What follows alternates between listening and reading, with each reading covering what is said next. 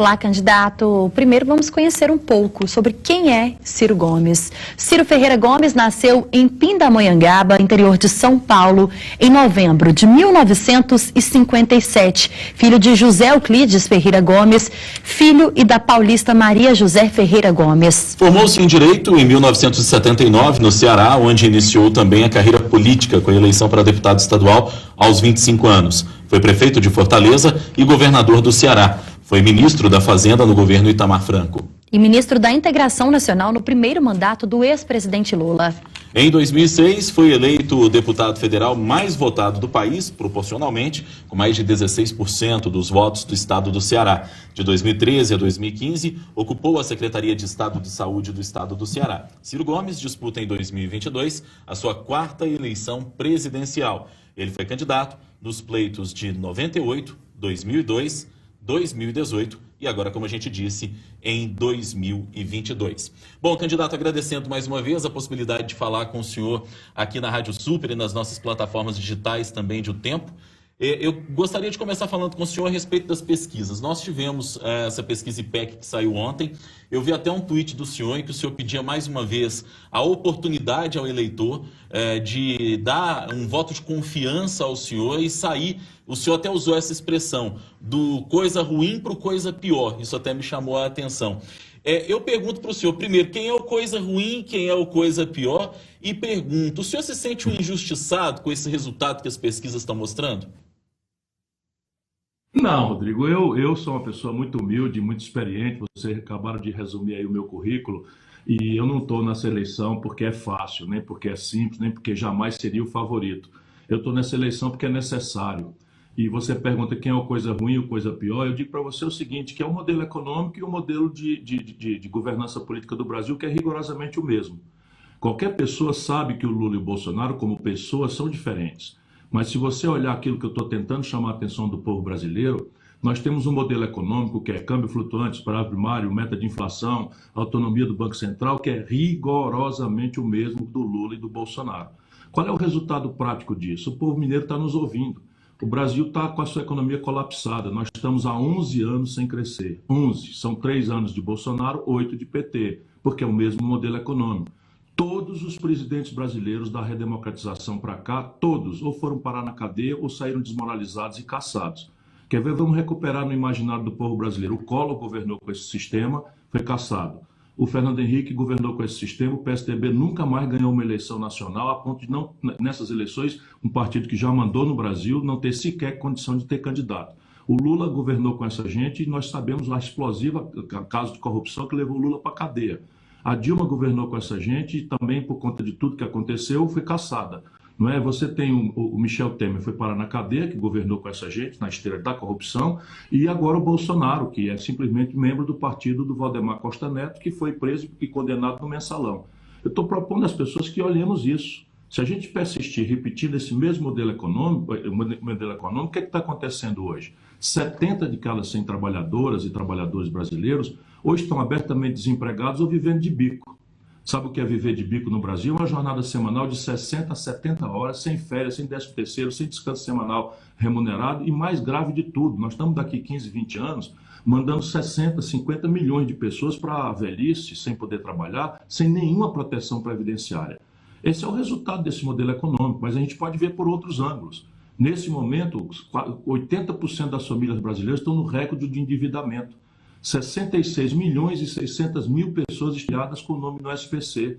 Isso não houve uma epidemia de desonestidade, de vocação para o calote no povo brasileiro. É fruto de um modelo econômico que, enquanto destrói o crédito popular, o crédito das empresas, 6 milhões de empresas estão no Serasa, na antessala de quebrar. Ora, quem produziu isso foi esse sistema que provoca a taxa de juros mais selvagem do mundo e bota 4 dos 10 bancos mais lucrativos do mundo no Brasil. Eu estou propondo mudar isso. Não vai ser fácil enfrentar esse sistema tão poderoso.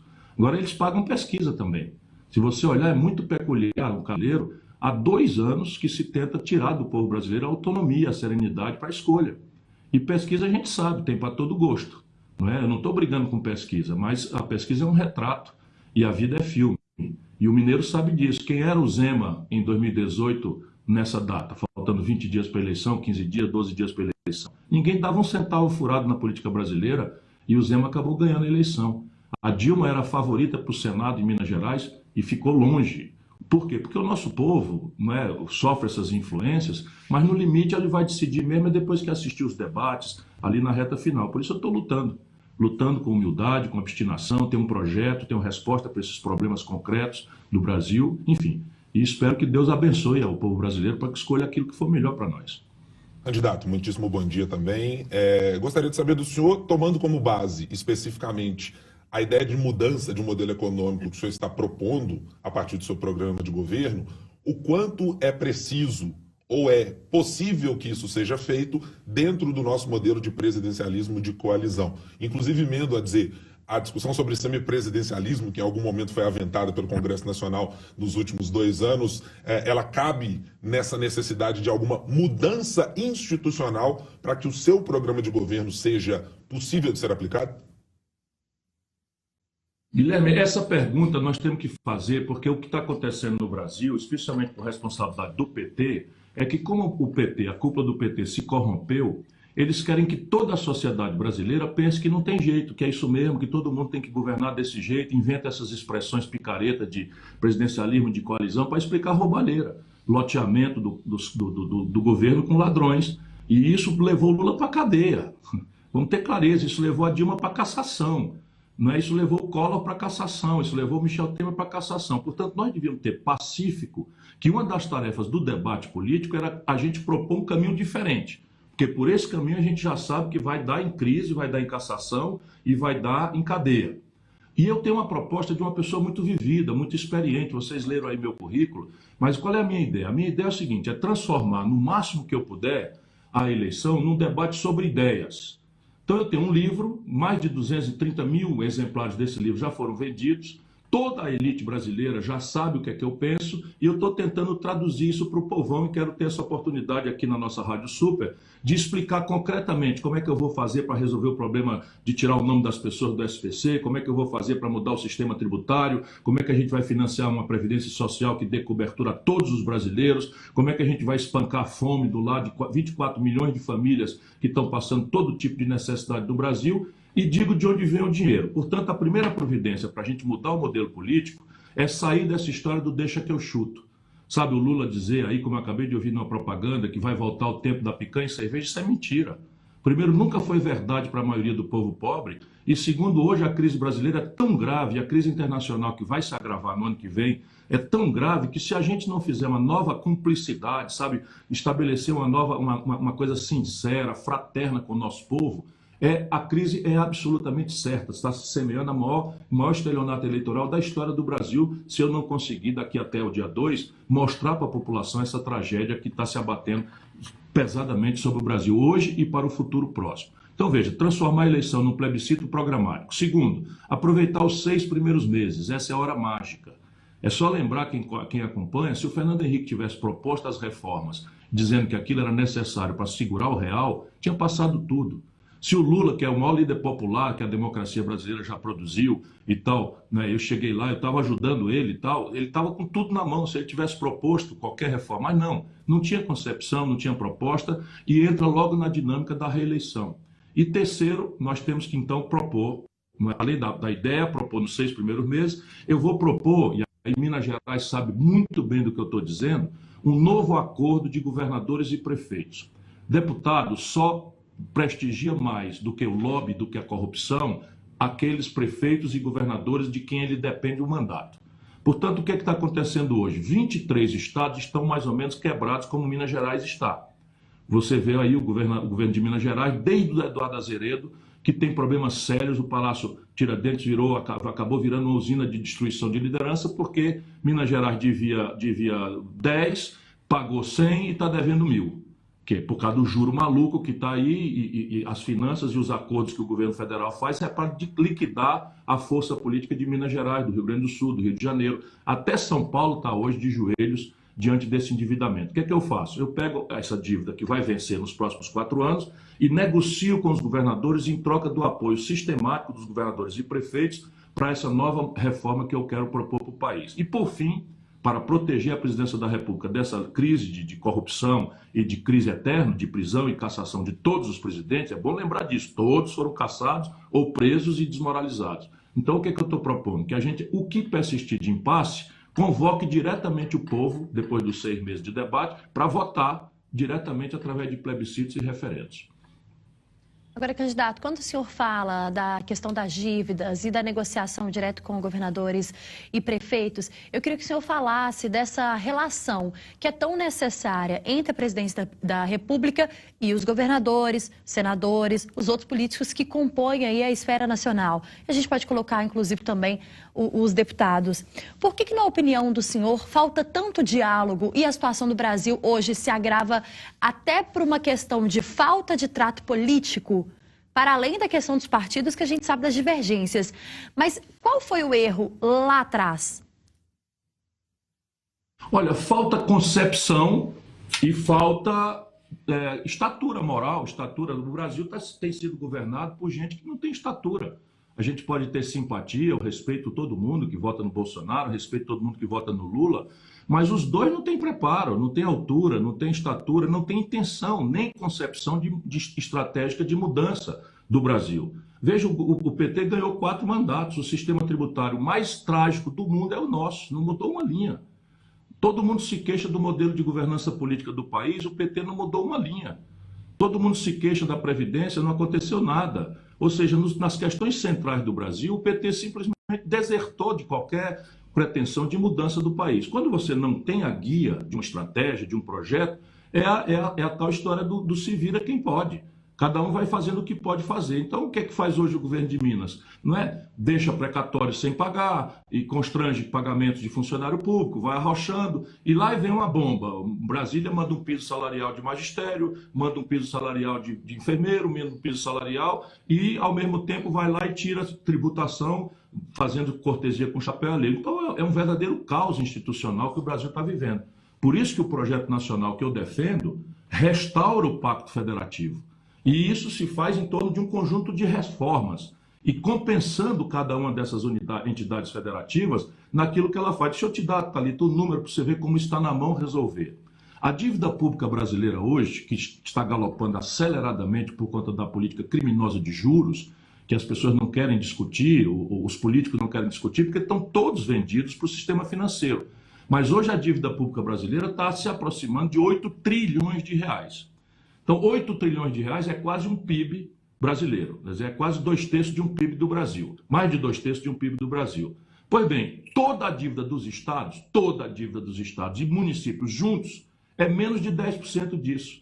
São 600 bilhões de reais. Ora, qual é o problema de eu, presidente da República, em troca de uma grande e generosa repactuação do Brasil, de uma reconciliação da família brasileira, da gente estabelecer um projeto com meta de crescimento econômico, de geração de emprego, de resolver um espaço para os salários crescerem que estão definhando no Brasil, de qualificar o serviço de segurança, que é um medo geral da população, de saúde, de educação, enfim, a agenda popular. Então eu estabeleço uma grande coisa e dou aos governadores e prefeitos um adiamento da dívida para ser vencida nos meus 4 anos de governo.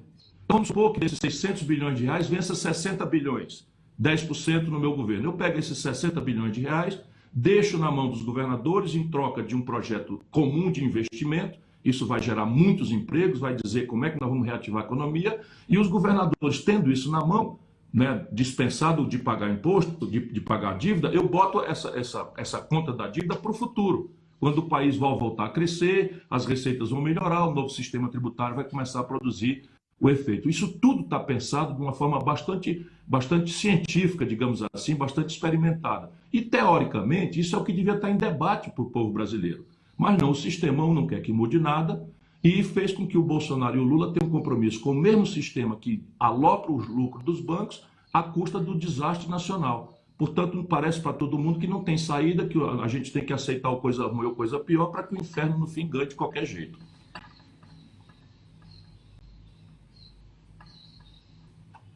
Ricardo Corrêa.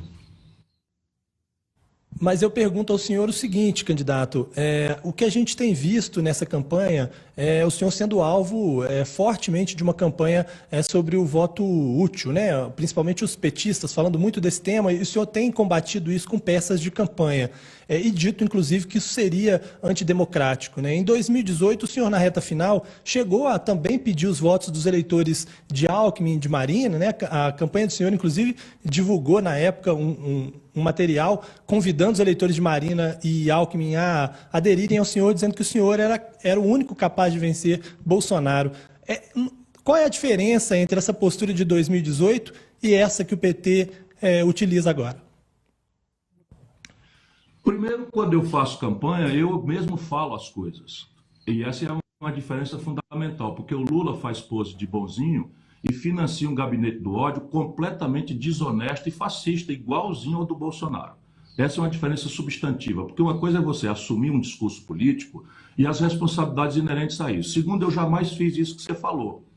O que eu conversei foi o seguinte: na última hora, todas as pesquisas mostravam que só quem podia salvar o Brasil da eleição do Bolsonaro era eu.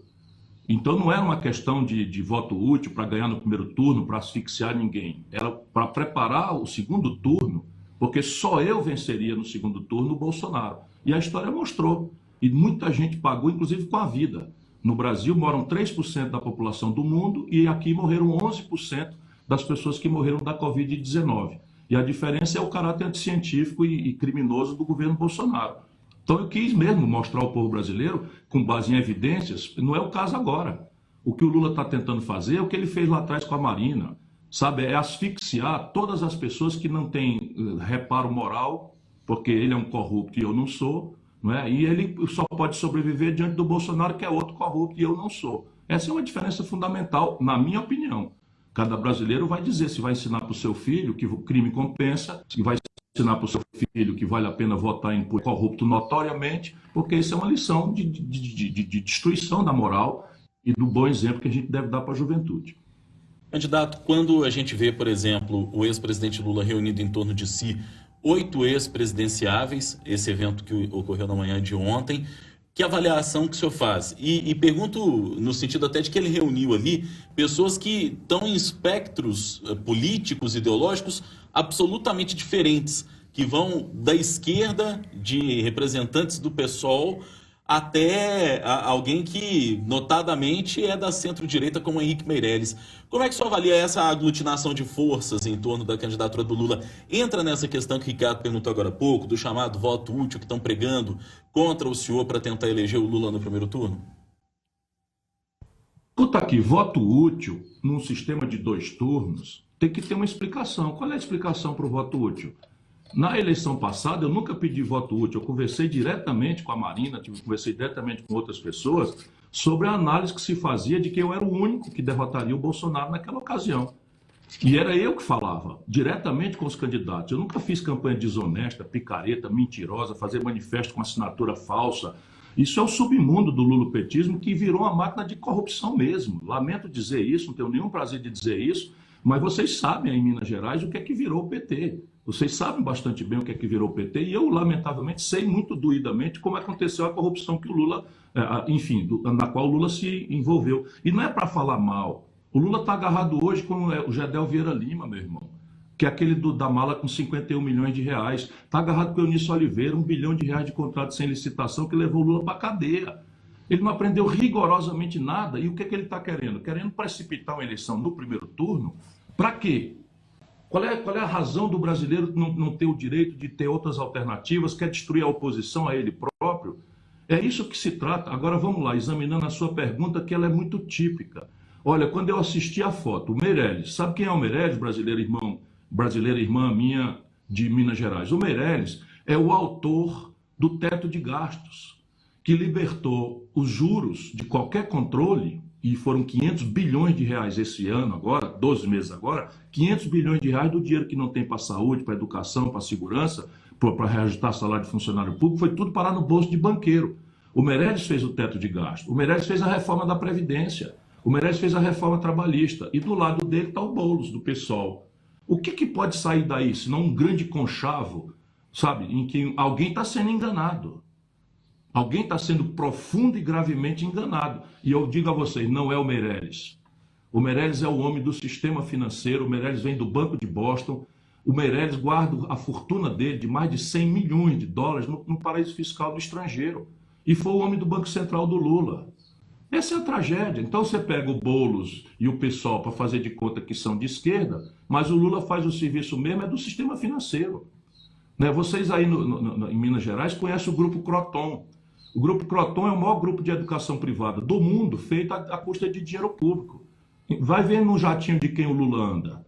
É no jatinho do Croton, dos planos de saúde, tipo a Prevent Senior. É lamentável, estou dizendo o nome das coisas para a população saber. Se o povo quiser votar, paciência, eu sou um democrata, estou disputando a 4ª vez, e as outras vezes que eu perdi, eu nunca perdi o amor, a paixão, o respeito pelo povo brasileiro. O senhor fala, candidato, desculpa, Guilherme, mas o senhor mesmo citou aí que disputa pela 4ª vez e a gente trouxe aqui um resumo da sua trajetória política. Mas por que, mesmo diante dessas falas do senhor, mesmo diante dessa necessidade em que a gente percebe que o brasileiro busca, talvez, ou pelo menos tenta buscar, de tirar os extremos, por que o senhor não consegue emplacar a chamada terceira via no Brasil? Por que a escravidão durou 380 anos no Brasil? Não é? Por que a independência demorou mais de um século entre a morte de Tiradentes e a República? Essa é basicamente a vida do sistema brasileiro. Por que o povo brasileiro, tendo Aureliano Chaves, Ulisses Guimarães, sabe, Brizola, Mário Covas, estadistas todos de cada um do espectro ideológico, resolveu votar no Collor? O sistema é muito cruel, muito poderoso. Ele inocula, faz 2 anos que o povo brasileiro é obrigado a refletir sobre pesquisa, quase todas elas pagas pelos bancos. Uma pesquisa dessa custa 200 mil, 150 mil, 300 mil, 500 mil reais, e todo mês tem 10 pesquisas pagas pelos bancos. Para quê? Para causar esse efeito, não é, de as pessoas não terem mais preferência por aquele ou por aquele outro, mas serem obrigadas a escolher porque não gosta do outro. A gente tem os números disso.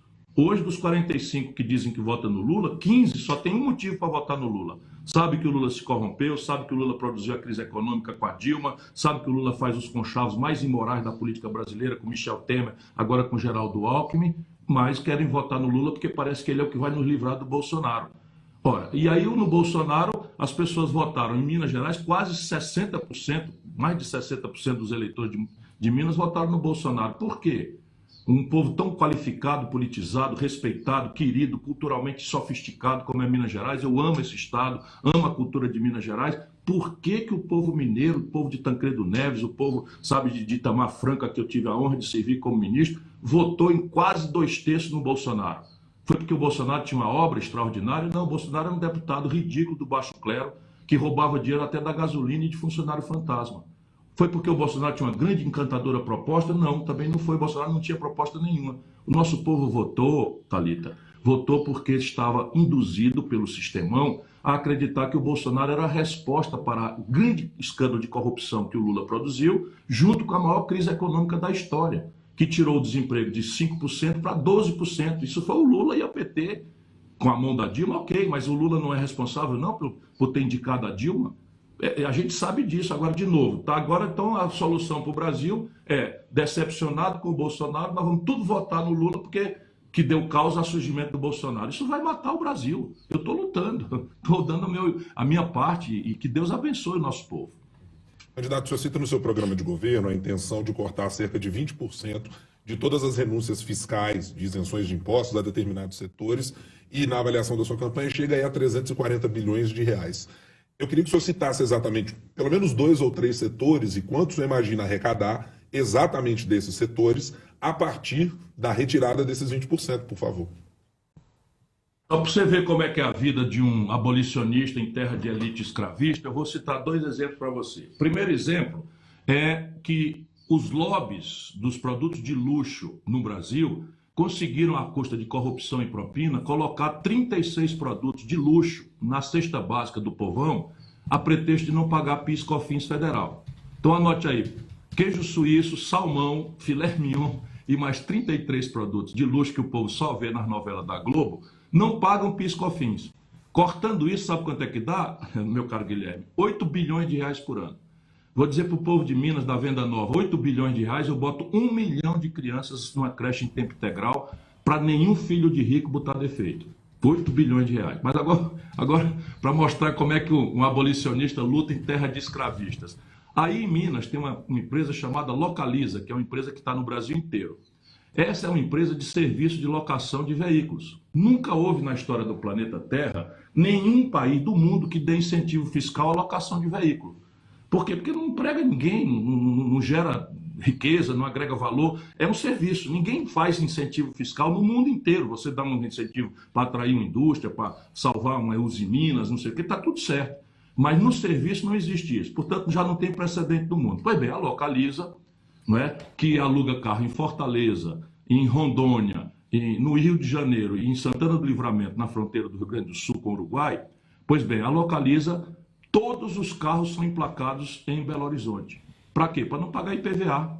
Sabe quanto é que deixa de arrecadar o setor para os cofres de Minas Gerais, que está aí nessa dificuldade, nesse sufoco, sem dar reajuste para os funcionários, etc, etc. Não estou falando mal. Estou só dizendo que isso aí, a renúncia fiscal, é 1 bilhão de reais. Só o setor de locação de veículos. E não vou falar aqui do regime especial que a Localiza conseguiu, também na base dos favores que a burguesia brasileira consegue, para comprar carro direto da fábrica, sem passar pela concessionária, com um regime fiscal completamente diferente de diferimento de ICMS. Esse é o problema. Nenhum desses caras da elite querem jamais que eu chegue à presidência da República, porque eles compraram o Lula, compraram o Bolsonaro, e a minha eu não me vendo. Estou dando aqui o nome das pessoas e os valores. Então, se eu já achei 9 bilhões de reais dos 70 bilhões que eu vou achar, não é, para pagar o programa de renda mínima. Sabe, com esse programa eu garanto R$1.000 por domicílio e acabo com a linha de pobreza, que é R$471 por pessoa por mês, dentro do domicílio. Está tudo estudado, volto a dizer, no meu caso está escrito, é um programa que as pessoas podem cobrar. E não é para isso que devia servir a política, discutir os problemas, discutir solução, dizer de onde é que vem o dinheiro? Pois bem, eu sou o único. E isso é lamentável, porque todos deviam ser obrigados a fazer isso. Candidato, eu queria falar um pouco sobre o projeto da lei anti-ganância, né, que o senhor tem colocado bastante na campanha desse ano, né? O senhor cita sempre o Reino Unido, onde funciona algo parecido, né? Lá é específico para um tipo de dívida né, de curto prazo, sem garantias, empréstimos que as pessoas precisam para o dia a dia. Como é que funcionaria, na sua proposta, essa lei anti-ganância, né? Funcionaria para qualquer tipo de dívida ou só para essas específicas de menor valor?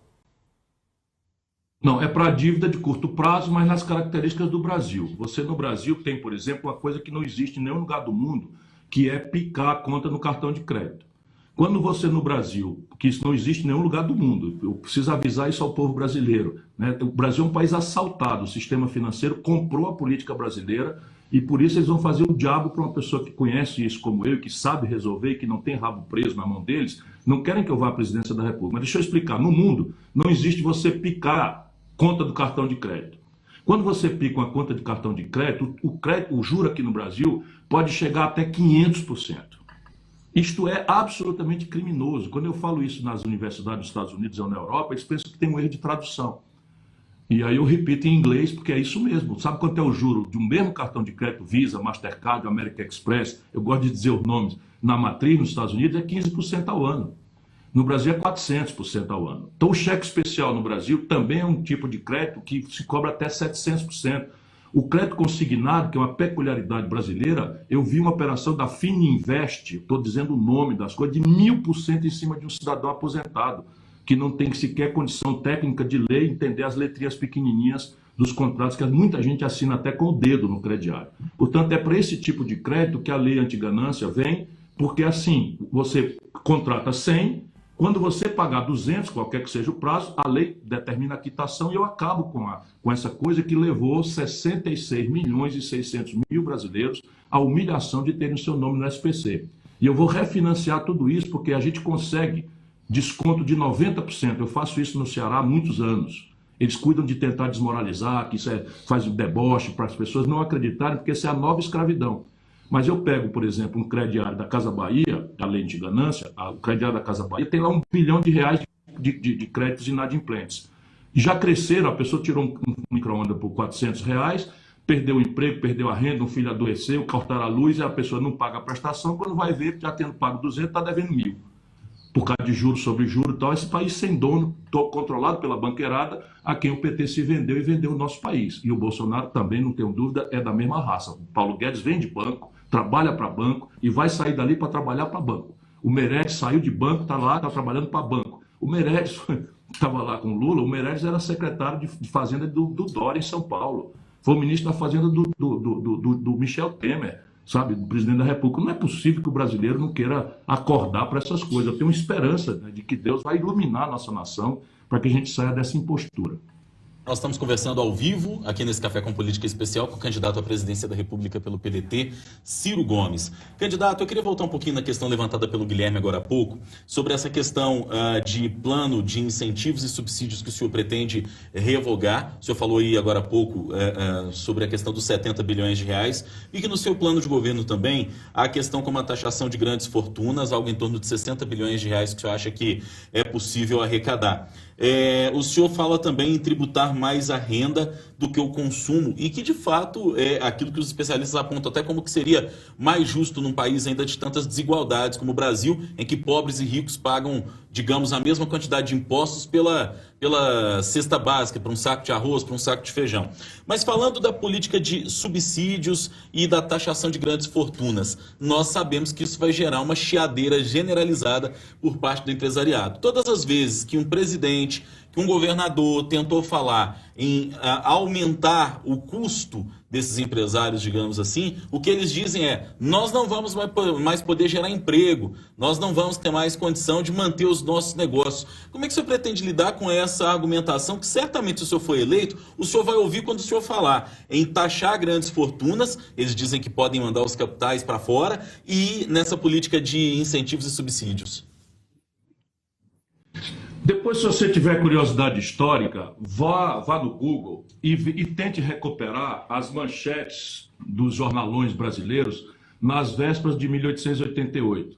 O 1888 é quando o Brasil faz a abolição da escravidão. Então estava ali: a economia brasileira vai afundar, o fim da escravidão vai acabar com a competitividade da economia brasileira, o mundo vai se acabar. E esse é o raciocínio de uma fração pequena, mas muito poderosa, da elite brasileira, que está sangrando o nosso país. Agora, eu sou uma pessoa que procura estudar as coisas, e eu estou apresentando um projeto que está em linha não só com a melhor literatura internacional, como a melhor experiência prática internacional, e em algumas coisas que eu já fiz, meu caro Rodrigo. Eu já fiz como ministro da Fazenda. Eu, ministro da Fazenda do Itamar Franco, nós cobramos imposto sobre lucros e dividendos empresariais. Agora, repare bem o que é isso. Você é um jornalista, quando termina o mês, você ganha o seu salário de classe média e deixa na mão do governo 27,5% de alíquota. Um cidadão no Brasil recebe R$1 bilhão na pessoa física, não é na empresa, na pessoa física, R$1 bilhão de lucros e dividendos da Petrobras ou do sistema financeiro, e não paga um centavo de imposto de renda. Isso não existe em nenhum lugar do mundo. Esse país é um país assaltado, porque esse sistemão comprou os políticos e está confinando a discussão brasileira a mais do mesmo. Da picanha e cerveja, comunista contra fascista. Então vamos lá, grandes fortunas o que é? Preste bem atenção, meu irmão mineiro, minha irmã mineira. Eu quero cobrar 50 centavos em cada R$100, ou seja, R$0,5 de cada R$100 apenas dos patrimônios na pessoa física maiores do que 20 milhões de reais. Isso mesmo que você ouviu. Esse imposto vai cobrar só de quem tem uma fortuna pessoal, não é na empresa, portanto não tem tributo nenhum na empresa, de 20 milhões ou mais. Anualmente? Sabe quantos brasileiros esse imposto alcança? Como? Anualmente, candidato? Uma vez por ano. Uma vez por ano, 0,5% a 1,5% dos patrimônios na pessoa física acima de 20 milhões de reais. Sabe quantos contribuintes eu acho?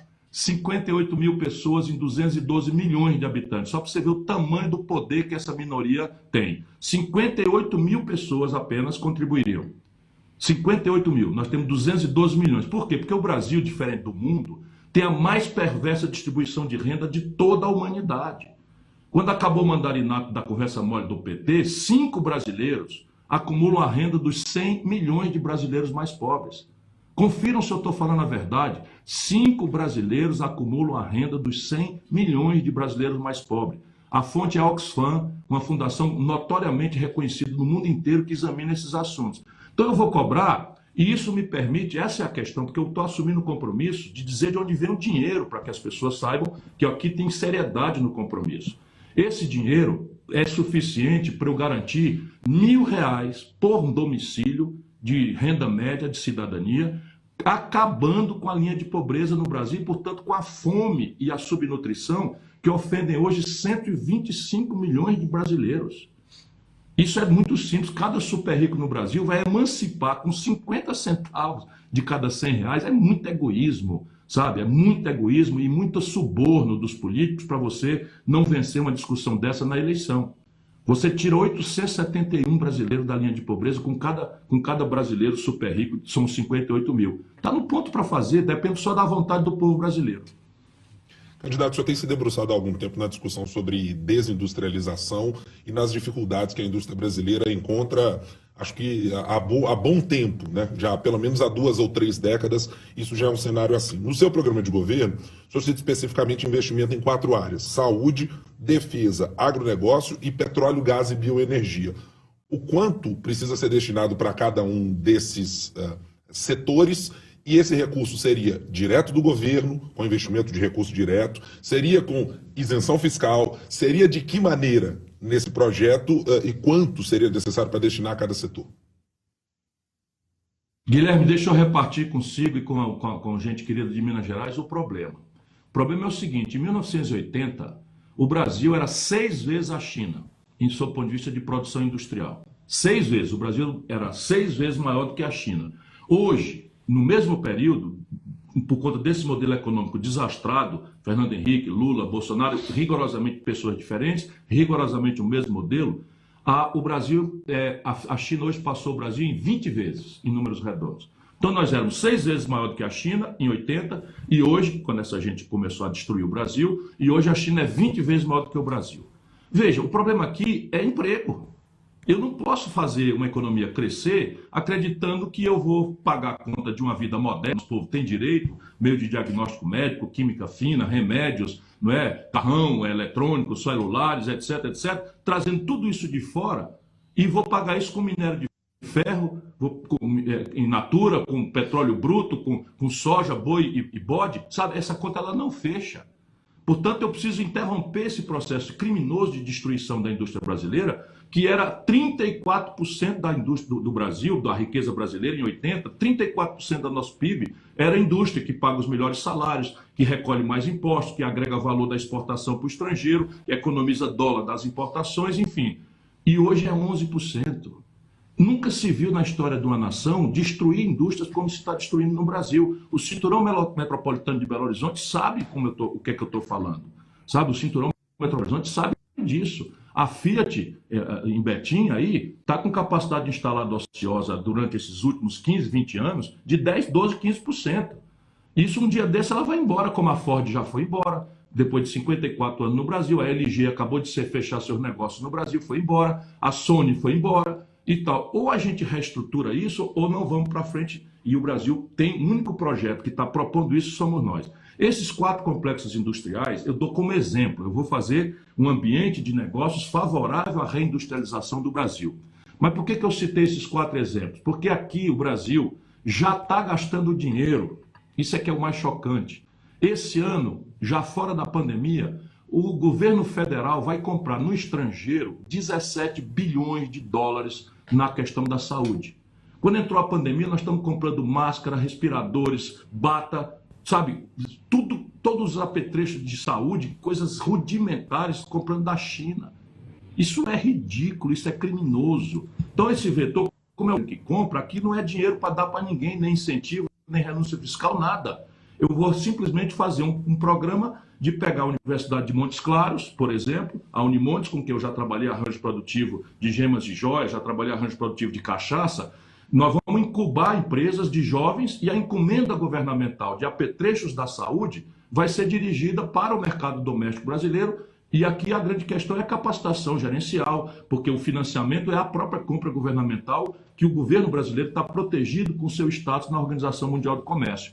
A mesma coisa no agronegócio. Minas Gerais, ali no Triângulo, tem um agronegócio poderoso, está tendo quase prejuízo esse ano. Por quê? Porque a Rússia invade a Ucrânia. Veja que absurdo. A Rússia invade a Ucrânia e os fertilizantes que o Brasil usa para a sua agricultura, uma agricultura mais competitiva e moderna do mundo, vem da Rússia. Resultado, subiu o preço 200% dos adubos, está aí a dona de casa pagando tomate de um jeito que ela não pode pagar. Isso não tem cabimento. O Brasil importar 80% dos adubos do estrangeiro, esses governos que nos governaram são trágicos para o Brasil. Isso tudo está na mão, por quê? Porque aqui é o agronegócio, eu vou organizar o quê? Uma grande corporação privada, não precisa ser necessariamente estatal, aí sim eu vou dar uma política industrial de comércio exterior, eu vou fazer um programa de incentivo fiscal, vou fazer um programa de alocação e vou fazer desenvolvimento regional. Por quê? Porque essa ferramentaria eu posso usar como para induzir o desenvolvimento nas regiões Baixo Jequitinhonha, Mucuri, né, ali no norte de Minas, que é a região mais pobre de Minas Gerais, como fazer política de biotecnologia, numa nova farmácia, numa nova química, nova cosmética na Amazônia, para dar ao nosso povo que está lá alternativa produtiva que não seja destruir a floresta. Enfim, está tudo pensado e é tudo muito sério, muito racional, sabe-se como fazer. Eu tenho vivência, o estado do Ceará está se industrializando, e ao contrário do Brasil que está se desindustrializando. Candidato, eu queria voltar com o senhor na questão dos apoios políticos e da forma como o senhor se coloca especificamente nessa campanha de 2022. O senhor tem travado uma briga política com o PT, principalmente com o candidato à presidência, o Lula. Se nega a todo custo a apoiá-lo, mesmo em segundo turno, e diz que não vai colocar o apoio a ele em nenhuma hipótese. Ele chegou a falar num debate com o senhor que o senhor iria ainda um dia pedir desculpas por tudo isso e que iria acabar apoiando ele ainda nesta eleição de 2022. Nem mesmo em segundo turno há a possibilidade do senhor caminhar com o PT de alguma forma? Thalita, você acha mesmo que é delicado um cara que, como eu, acorda todo dia às 4, 5 horas da manhã e sai para a luta, sabe, em condições hostis, sabe, sem um centavo de empresário na minha campanha, para me preservar limpo, sabe, uma pessoa que tem 42 anos de vida pública, nunca fui processado por corrupção, nem para ser absolvido, uma pessoa que foi o governador mais popular do país ao seu tempo, uma pessoa que ganhou o Prêmio Mundial de Combate à Mortalidade Infantil, como eu fui receber no plenário das Nações Unidas, uma pessoa que foi o prefeito de capital melhor avaliado do país, sabe, você acha minimamente delicado cobrar de uma pessoa como eu, que anuncie um apoio no segundo turno, quando eu pretendo ganhar as eleições? Tudo bem que o jornalismo queira especular, mas o Lula, na verdade, é um grande arrogante e se corrompeu.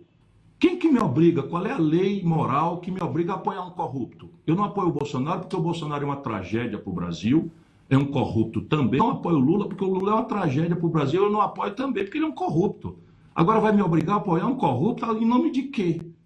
Aí vamos derrotar o fascismo. E o dia seguinte do povo brasileiro que não tem plano de saúde, como essa burguesia que o Lula vive com ela? E o povo brasileiro que está desempregado? E o povo brasileiro que está humilhado no SPC? Eu estou preocupado em derrotar o fascismo, mas estou preocupado em derrotar as causas que fizeram com que o fascismo se estabelecesse no Brasil. E essas causas, infelizmente, o líder delas é o senhor Luiz Inácio Lula da Silva. Candidato, o senhor tem falado muito de propostas ao longo da campanha, né, apresentando inclusive o Plano Nacional de Desenvolvimento, e os dois líderes das pesquisas estão muito focados nas suas campanhas, né, nas imagens dos dois, né? E aparentemente, até agora, faltando 12 dias para as eleições, a proposta, a estratégia eleitoral deles está funcionando melhor, né? Eles estão na frente nas pesquisas. Como é que o senhor acha que o Brasil chegou nessa situação, uma campanha em que se discute menos propostas e está muito focado na imagem dos candidatos? E eu pergunto, houve uma falha de comunicação, de alguma maneira, da estratégia política e de comunicação do senhor, ao não conseguir atingir o eleitorado com propostas efetivamente? Não creio que seja praticamente falha de comunicação, não. Eu vou relembrar a luta dos abolicionistas. No Brasil, os abolicionistas demoraram 380 anos para mostrar para o povo a aberração que era a escravidão. Porque o sistema é muito poderoso, o sistema ele constrange as pessoas, ele entra na mente das pessoas, e é aí que o combate ao fascismo deveria ser feito. Então, veja, vamos raciocinar juntos. O PT governou Minas Gerais. O PT governou Minas Gerais. Por que que na sequência do governo do Pimentel ganha o Zema do Novo? E por que que o Zema vem de fora do sistema tradicional e tal? Por quê? Porque Minas Gerais foi para o fundo do poço.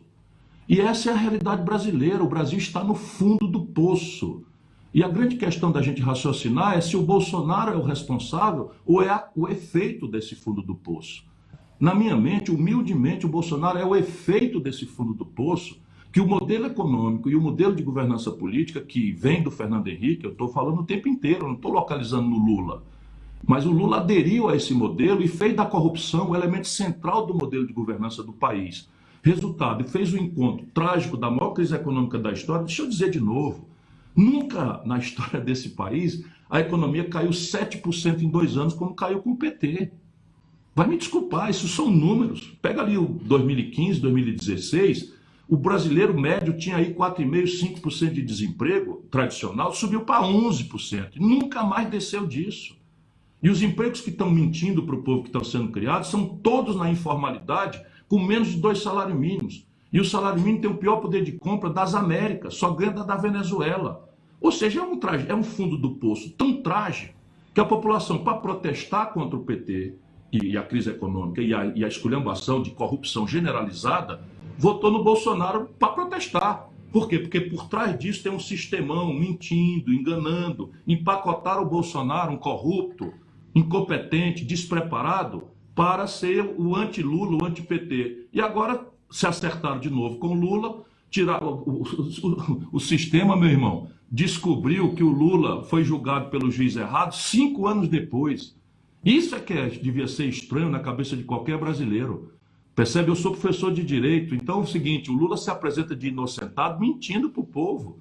O sistema deixou o Lula 5 anos sendo julgado lá pelo Sérgio Moro em Curitiba. 5 anos depois, o sistema judiciário brasileiro, que faz o serviço sujo desse sistemão, descobriu que o Sérgio Moro não era o juiz competente. Aí anula tudo e manda para Brasília. Quando chega em Brasília, o Lula faz 75 anos, vai para o arquivo e o Lula se apresenta de inocentado. É poderoso o sistema. E eu estou lutando contra isso, depende só do povo brasileiro. Não há força humana que me dobre. Se o povo não quiser, paciência.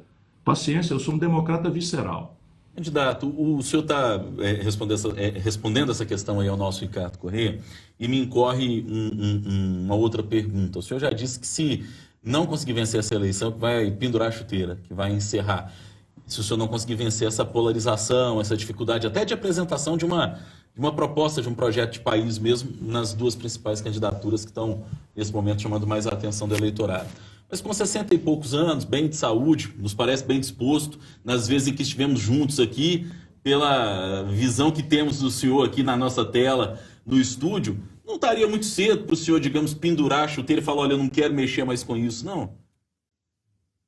Não, deixa eu te explicar. As pessoas, elas usam as frases à sua conveniência. Basicamente é o seguinte, eu acho que a reeleição é a mãe de todas as tragédias políticas que o Brasil tem vivenciado.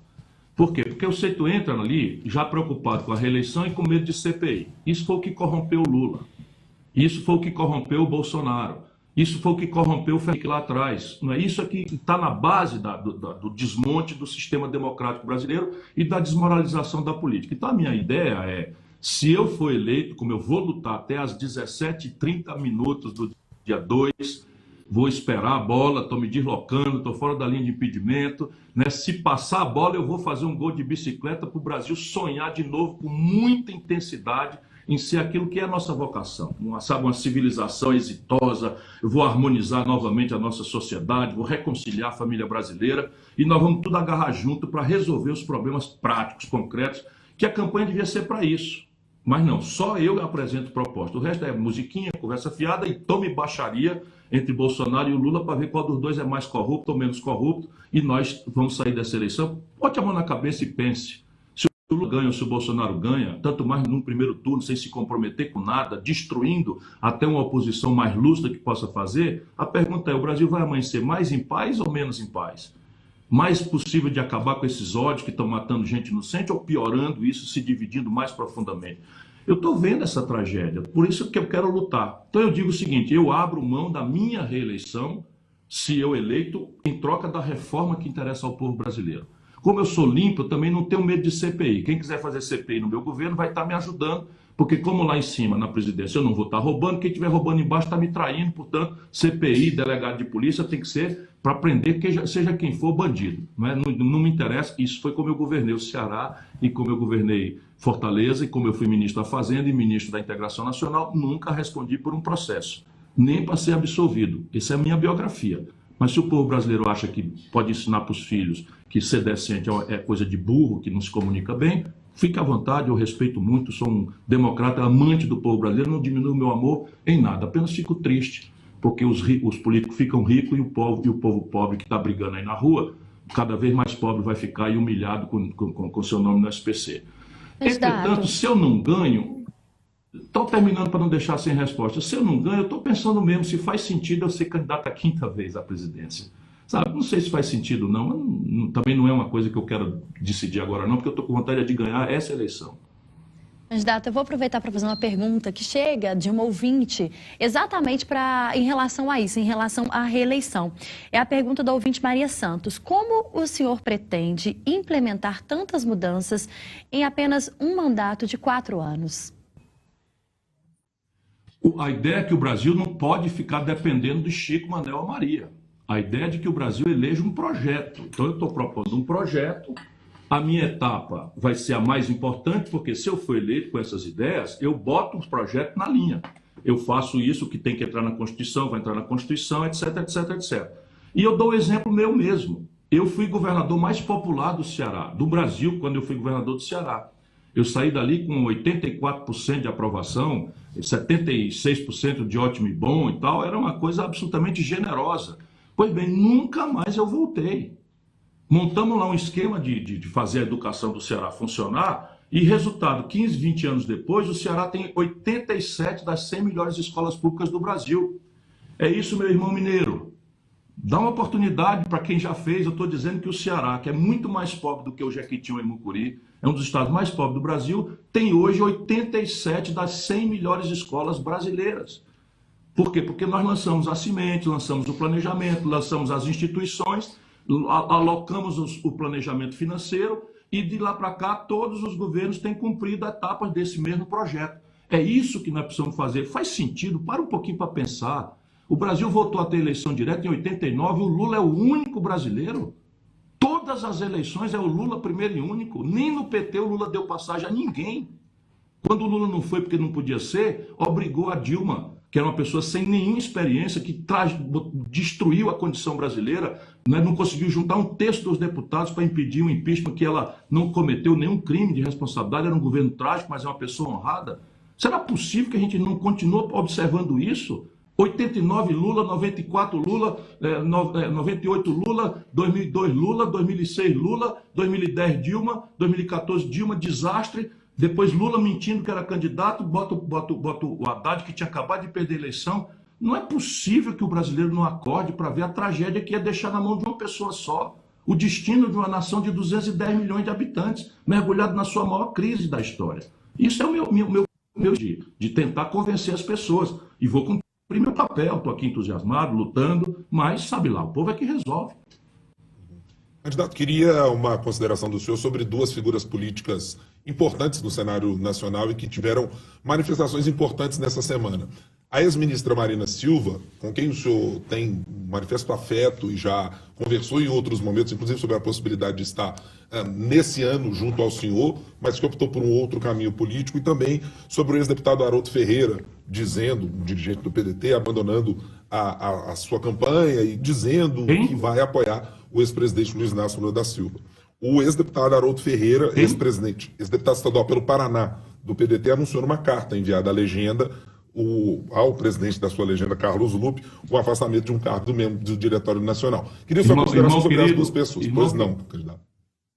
Irmão querido, zero consideração, nenhuma consideração. Temos santa paciência. Isso é mais uma mentira do Lula.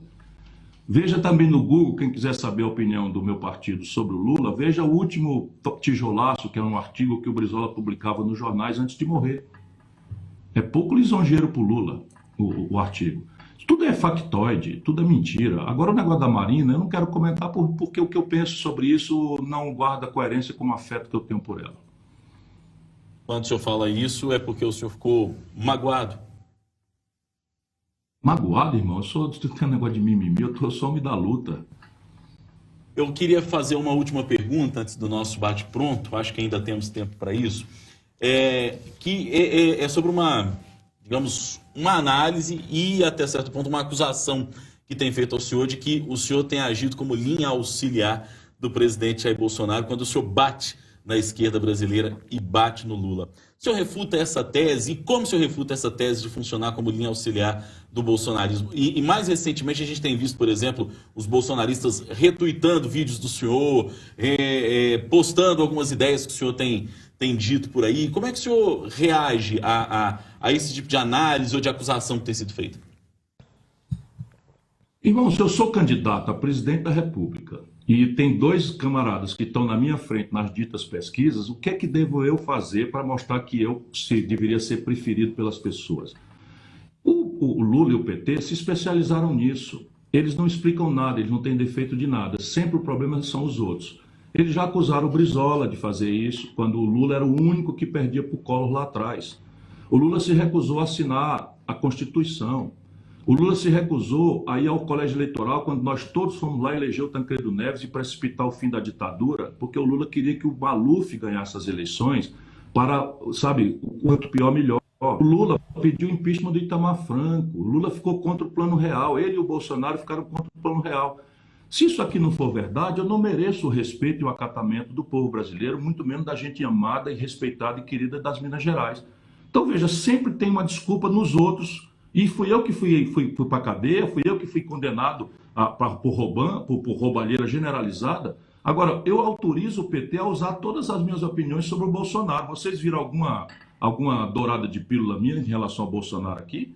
Eu considero dois corruptos, dois graves corruptos, dois trágicos incompetentes, dois trágicos entreguistas da sorte da nação brasileira, porque os dois representam o mesmo modelo econômico. Aliás, não foi essa a linha de toda essa minha entrevista aqui?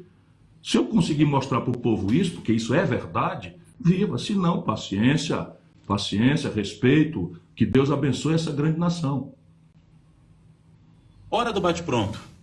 No Café com Política. No Café com Política. Hora do bate-pronto. Candidato Ciro Gomes, o senhor já participou com a gente diversas vezes do Café com Política, já conhece esse quadro. E para começar, o Ciro de 98, na primeira disputa, e o Ciro de agora, de 2022. 64 anos, quase 65, menos cabelo na cabeça, muito mais maduro, muito mais vivido, muito mais experiente, muito mais tolerante, mas com o mesmo entusiasmo, a mesma paixão, sabe? Eu quero ser o presidente que vai entregar ao povo brasileiro uma nova nação. Voto útil. Eu sou a favor do voto útil contra a corrupção.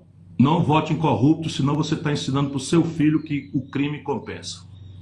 O seu maior defeito? Sinceridade. E eu considero uma virtude, portanto, não vou abrir mão dele. A sua maior qualidade? Paixão pelo Brasil. Isso me compensa toda e qualquer humilhação que eu tenho sofrido por parte desses arrogantes membros, donos do sistema brasileiro. Direita versus esquerda? A direita é o egoísmo, a esquerda é a solidariedade. Agora, no Brasil, roubaram também o conceito de esquerda. Quem achar que o PT é de esquerda não sabe o que é social-liberalismo, nem muito menos o rentismo corrupto que se transformou o PT no Brasil. Ciro Gomes por Ciro Gomes. Um sonhador com o pé no chão. Quero mudar o Brasil. Peço uma oportunidade ao povo brasileiro das Minas Gerais. Candidato Ciro Gomes, muito obrigado pela entrevista. Muito obrigado, Thalita. Um forte abraço a toda a gente querida da Rádio Super. E mais uma vez, se me permitem, um abraço forte, fortíssimo ao povo de Itamar Franco, ao povo de Tancredo Neves, ao povo de Aureliano Chaves, ao povo de Tiradentes, ao queridíssimo povo mineiro. Me dê uma oportunidade, vamos fazer história. Muito obrigado, candidato, pela oportunidade de conversar conosco aqui.